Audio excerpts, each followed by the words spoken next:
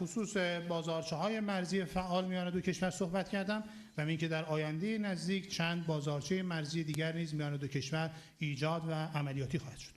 And once again, I would like to thank our profoundly our dear friend and my dear brother, Foreign Minister of Iran, Amir Abdullahian, to Pakistan.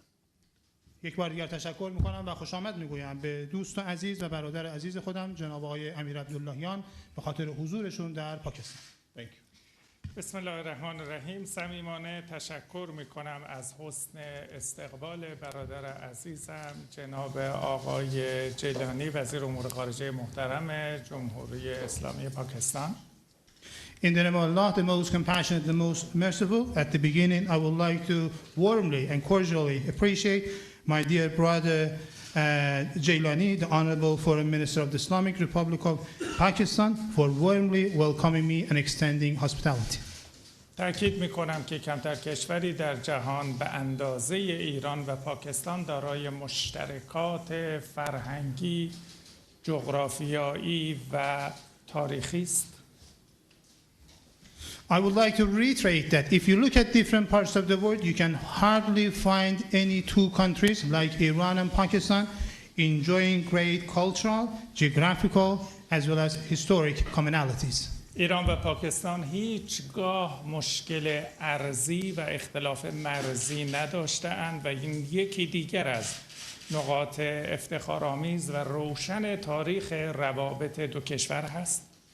If you look at the history of Iran and Pakistan, you will see that there have never been any case of the territorial differences or border problems and issues between Iran and Pakistan. So this is one of our prides, and this is one of the very clear manifestation of our good bilateral relations. روابط دوستانه تاریخی ما تأیید می‌کند که به واقع ما یک ملت واحد هستیم در دو جغرافیای متفاوت.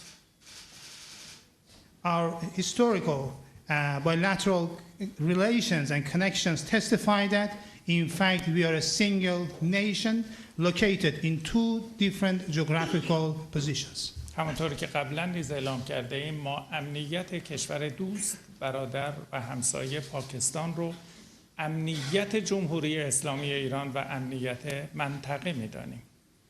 As stated previously, we consider Pakistan's security as a brotherly, friendly, and neighborly country of Iran, as the security of the Islamic Republic of Iran and the security of the whole region. دو طرف به حاکمیت و تمامیت ارضی یکدیگر قویاً احترام می‌گذاریم. Both sides, I mean Iran and Pakistan, strongly respect the sovereignty and territorial integrity of each other. امروز ما در اینجا در اسلام آباد پایتخت زیبای پاکستان هستیم تا به همراه برادرم جناب آقای جیلانی با صدای بلند اعلام بکنیم که ایران و پاکستان به تروریست ها فرصت و مجال نخواهند داد که امنیت دو کشور را هدف قرار بدند. Today we are in Islamabad, the beautiful capital of Pakistan. So accompanying my dear brother Jailani, we are here so that in a very loud voice we will tell to all terrorists that we will not, Iran and Pakistan, will not provide them with any opportunity, we will not provide any opportunity with the terrorists to endanger our common security. در سالهای گذشته دو کشور شهدای زیادی رو برای امنیت تقدیم کردند و تروریست ها به امنیت دو کشور صدماتی رو وارد ساختند.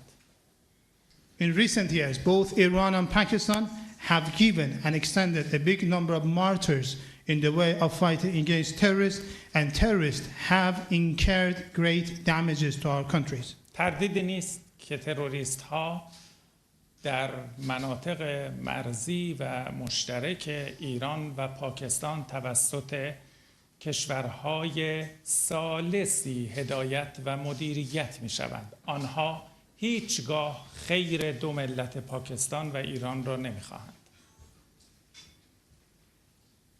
There is no doubt that the terrorists located in the common border regions and areas of Iran and Pakistan are led and supported by the third countries, and they